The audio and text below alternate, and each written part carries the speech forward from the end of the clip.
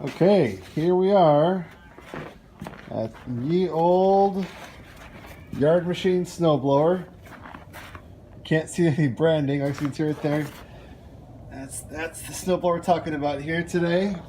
This is a video to walk you through how to start the snowblower. There's a couple of key things to do along the way. First, check the gas. Make sure it's halfway filled or more. The gas container that is used for this is actually labeled as mower. You can see it right there. This is non-oxy gas. It's good over time. It doesn't clog up or plug up. It's good for the carburetor. To open it, you just twist it, turn it around, take the yellow piece out, and pour it in. That's the gas. The oil is this yellow thing here. It says engine oil.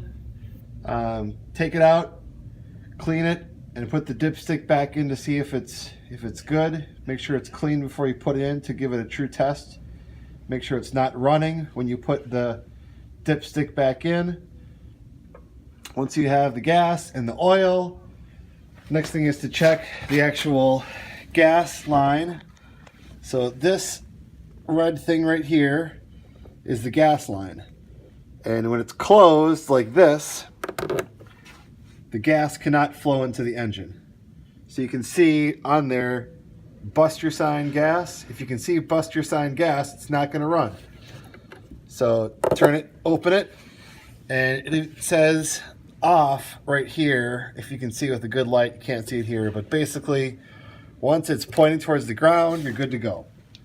That means the gas line is open and will accept fuel. So gas, oil, gas line. Now you got to prime it. So this red button here is the prime. It says primer on it. You can see that, I think. Pump it. I pump it about 10, 15, 20 times.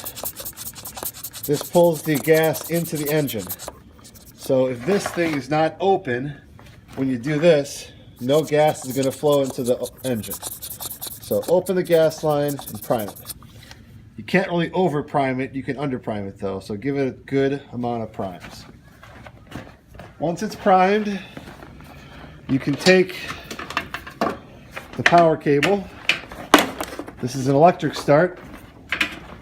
So you take it with the little half moon facing up and put it right in here, half moon facing up in there. Okay, so it's in there. It should be good and seated, nice and strong.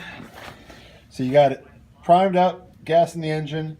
Now you got the plug in there to give it some juice. There's the start button. Before you get there, make sure the engine's ready to go, which in this case means to turn on this is the carburetor turn on. So turn it toward that little lightning bolt there. So it's over to the right.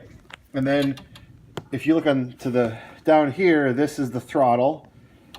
If you want on stop, the engine won't run. So anywhere from turtle to rabbit is fine. I put it probably about 80% of the way up, but any place above the stop will be fine. Last thing to check is this key here. If the key is out, the engine won't run, just like your car. So key's got to be in. This is turned over to the lightning bolt to start. Throttle's got to be anywhere off the stop. Get about 80%. And that should be all the fundamental stuff you have to do to it. This is the throttle here. Doesn't matter where you put it. Anywhere forward, reverse. You're not going to use, this is the throttle on the right. You're not going to use that to start it. This is the auger on the left. You're not going to use that to start it. You are just going to press this button here to start it.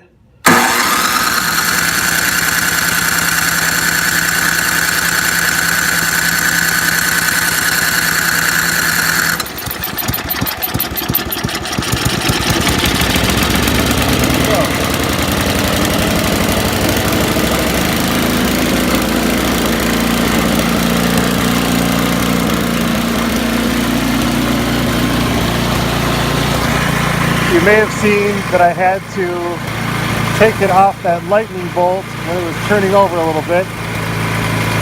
So I took that little dial and moved it back from the lightning bolt, turning it counterclockwise back a bit. You can see here,